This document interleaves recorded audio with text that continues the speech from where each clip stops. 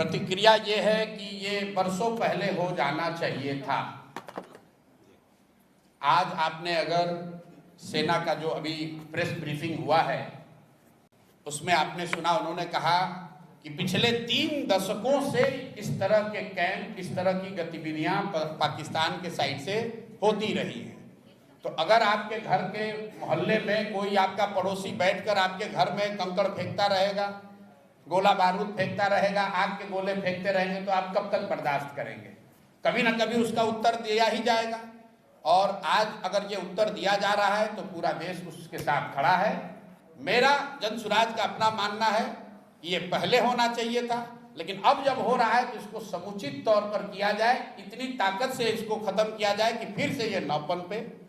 दूसरी बात, मीडिया को या जो दूसरे साथी हैं उनको थोड़ा धीरज दिखाना चाहिए। लड़ने का काम, देश की सुरक्षा का काम विशेषज्ञों को, सेना के वीरों के लिए छोड़ देना चाहिए। स्टूडियो में बैठकर नया नया शगुफा छोड़ने की जरूरत नहीं है। अगर आप मैच्योर्ड कंट्री हैं, एक गंभीर व्यक्ति हैं, एक बड़े राष्ट्र के नागरिक हैं, देश से प्यार करते हैं, तो सेना को अपना काम करने दीजिए, विशेषज्ञों को इसकी व्यवस्था करने दीजिए।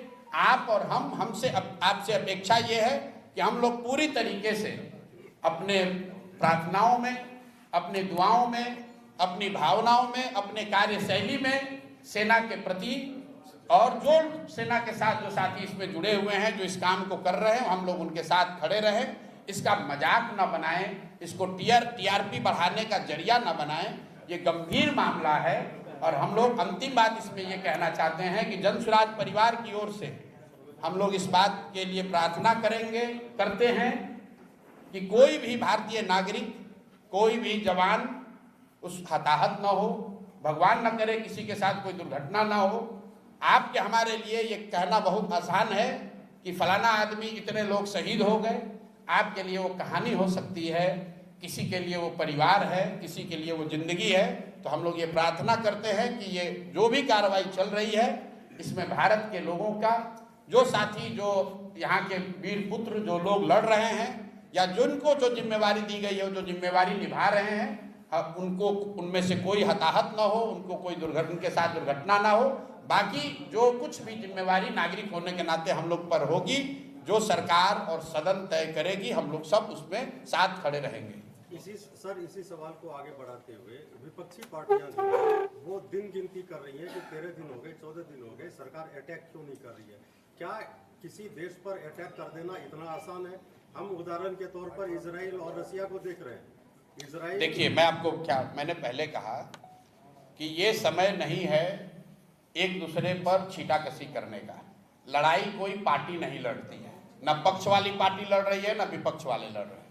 देश के बच्चे लड़ रहे हैं, इस देश के युवा लड़ रहे हैं। तो इस पर राजनीति नहीं कीजिए।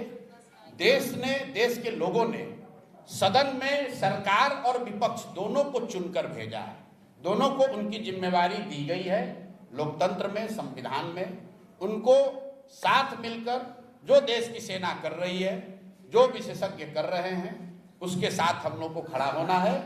उनको ऑपरेशनल फ्रीडम है, जैसा कि हम लोग प्रेस से पढ़ रहे हैं, लेकिन जो राजनीतिक नेतृत्व है वो तो देश की सरकार को ही करना है। जब इंदिरा जी थी तब कांग्रेस की सरकार थी, तब भी सब लोग साथ खड़े थे। आज भाजपा की सरकार है, तब भी साथ खड़े सब होंगे। और जब देश का मामला होगा, सरकार किसी की हो, लोग देश के साथ खड़े हैं, किसी नेता और दल के साथ नहीं खड़े हैं। इसलिए देश के साथ खड़े होइए, वो मोमेंट है। और मुझे कहने की जरूरत नहीं है, देश अपने आप, हर वो व्यक्ति जो इस मिट्टी से प्रेम करता है, इस देश से प्रेम करता है, वो अपने आप खड़ा होगा। उसको किसी नेता के सलाह की जरूरत नहीं है। सर, आम जनता तो साथ में है।